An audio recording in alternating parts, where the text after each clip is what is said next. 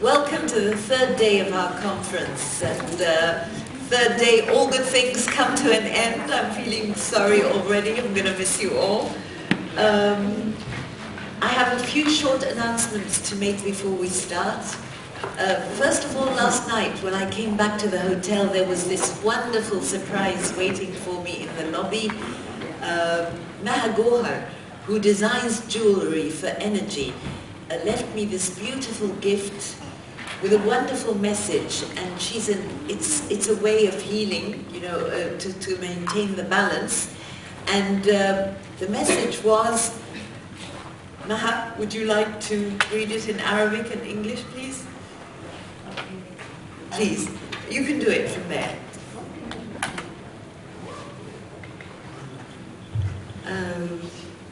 أولاً بسم الله الرحمن الرحيم. الحقيقة الديزاينات بتاعت أسماء الله الحسنى هي جات لي بعد فترة ما كنت في الجمعية الروحية.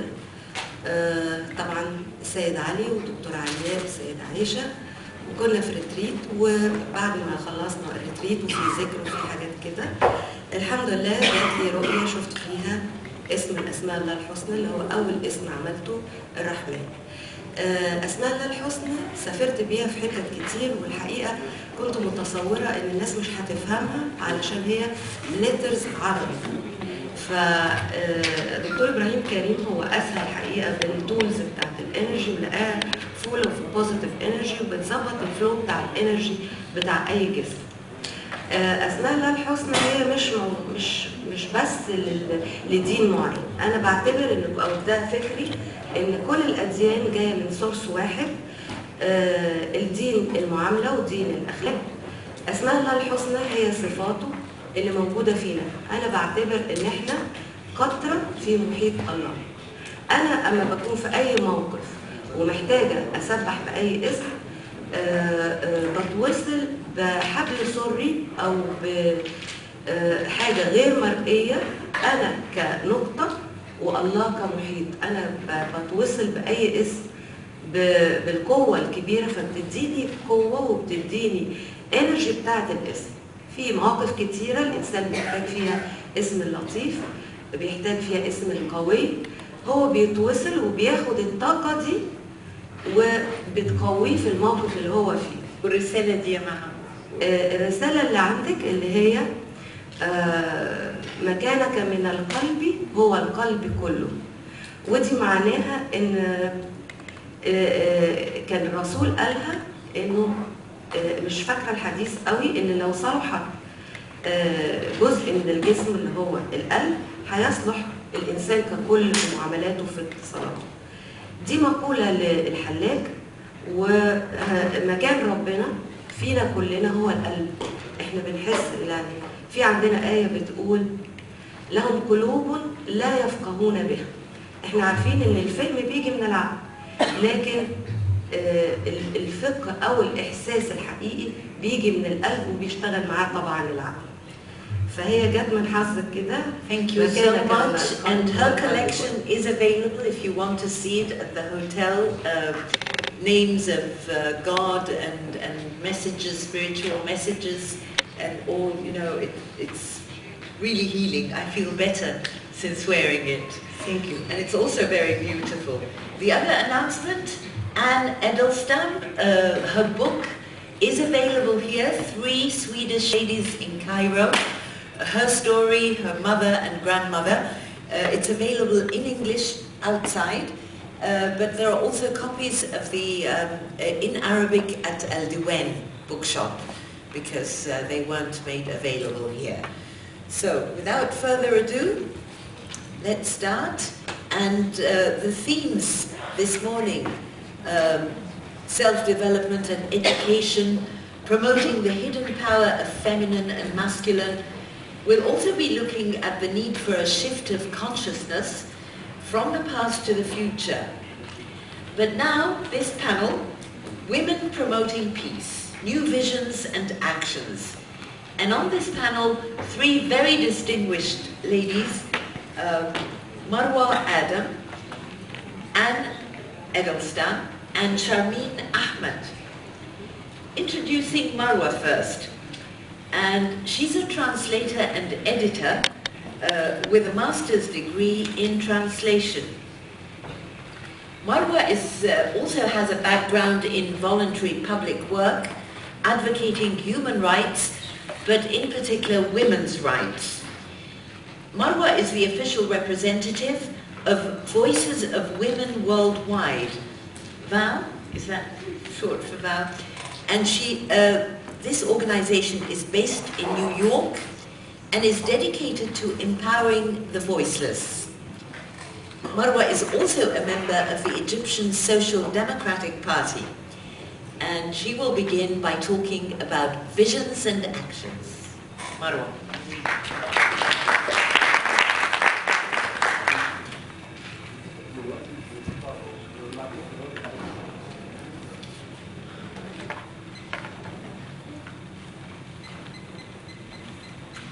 Good morning, everyone.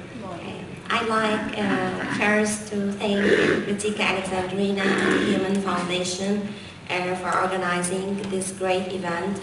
I'd like also to thank all the coordinators and Sharon for hosting and organizing and doing all those necessary details. And also I'd like to thank all the attendees and all the women for participating with us. So my topic is about women promoting peace, new vision and actions. Promoting peace cannot be separated from the issue of women's rights, taking into consideration two important points.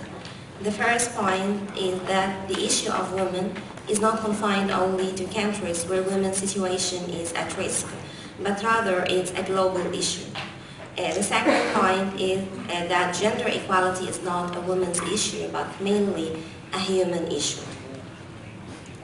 So I'd like to talk now about measures and actions. The process of promoting peace needs to be sustained with powerful measures and actions, such as challenging the conflict between the Middle East and Europe to overcome the lack of understanding, empowering women, providing them with necessary skills, opportunities, and platforms, enhancing social inclusion policies that ensure the full participation of women, youth, and the less advantaged minorities. Also standing for the values of human rights, human dignity, and equality. Exercising the mechanism of democracy, enhancing the role of women in making and promoting peace by fostering their political participation, especially in the countries where the political circle is dominated by male and oppressive regimes. Also extending culture bridges and dialogues channels, since creating culture bridges enhances tolerance and understanding. Reinforcing the procedures taken to reduce and erode the phenomenon of violence against women, and which include, of course, raising awareness and fighting FGM and honor killing, in addition to all sorts of damages, whether physical or psychological. Peace cannot be promoted if a high percentage of women worldwide are subjected to violence, whether on the national or international community.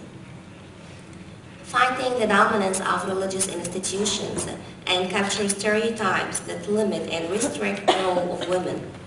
Again, peace can never be promoted without liberating women.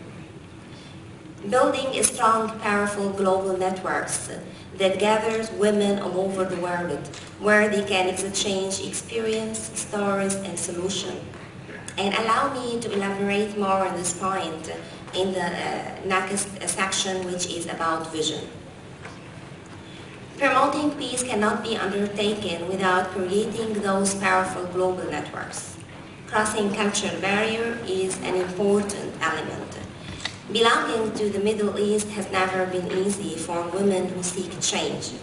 And my story has always been about swimming against the mainstream, fighting corruption and the dominance of all religious institutions, in a desperate attempt to erode the stereotype that limits and restricts the role of women. Now I I want now to share my experience in Women Global Network. It's my real life experience, enhancing peace process and the sense of empowerment in VOW. During one of the most political unrest and hardest time that my country has witnessed, I felt so paralyzed. There were endless hours of silence. I was watching all the mess around me and its echo inside. And at that time, I was editing a book for American writers, Laurie Landquist. It's entitled For Daughter with Love. And via Laurie, I was put in contact with the founder of Voices of Women Worldwide. Her name is Vinanti Sarkar, Amazing Women. And for those who are not familiar with VOW, or Voices of Women Worldwide, it's located in New York, a few blocks from the United Nations, and it aims at empowering women and the voiceless. So the silence continued for a while until I started receiving Vinanti Sarkar's message, saying, right, express yourself and make your voice heard. So I wrote, the chains of silence were finally broken when I wrote my first article to revolt against my feeling of being paralyzed, and then came my first article, Women, Peace and Political Transformation in Egypt, to be followed by other articles about women, like Women Can Do It, Violence Against Women, the unknown victims of Islamic fundamentalism, human rights and democracy between credibility and double measures, homeland and identity, Syria, a tale of pain, and others. So suddenly, it became quite clear for me that making peace cannot be pursued unless we as individuals get engaged in the act of a change. And at that moment, the process of empowerment and the change has started. I was also introduced to a great Swedish writer, Edel Stam, and together we decided to extend the bridges of communication between the two countries, Egypt and Sweden. So Anne wrote a book dissecting the social and political background of women throughout 3 decades of Egyptian history. Cheers. So together we decided to extend the bridges of communication between Egypt and Sweden. So Anne wrote her book, 3 Ladies in Cairo, that dissects the social and political background of women throughout 3 decades of Egypt, since 1926 until the January Revolution. So from the perspective of 3 Swedish ladies, Hilda, the grandmother, and then Ingrid, and then Anne, we are to know about lots of things, and Anne is going to tell you more about this. So we decided to translate the book into Arabic, and our message wasn't concerned mainly with having an Arabic version of the book, but rather we were concerned with interpreting the message, with going beyond the text and the sentence, to get the new generations of Egypt to know about their past, reconcile with their identity, and also to be introduced to the struggle of Egyptian women. So now my statement regards what promoting peace entails in light of the current affair signifies that promoting peace is simple in its core, yet complicated in its process. The issue of peace is becoming much more significant and crucial, considering all the conflicts, wars, and human crises that threaten the human community nowadays. Promoting peace has to do with showing respect and tolerance towards other nations, religions, and races, with no superior-inferior relationships. So peace is simply a message of understanding and love. And coming to the end of my presentation, I can't ignore that March is the month of women. So it's the month of Women's International Day, as we all know. So I just would like to say Happy Women's Day to all the women all over the world. I'd like to thank all the women who struggled decades and centuries ago for us to celebrate and to be here.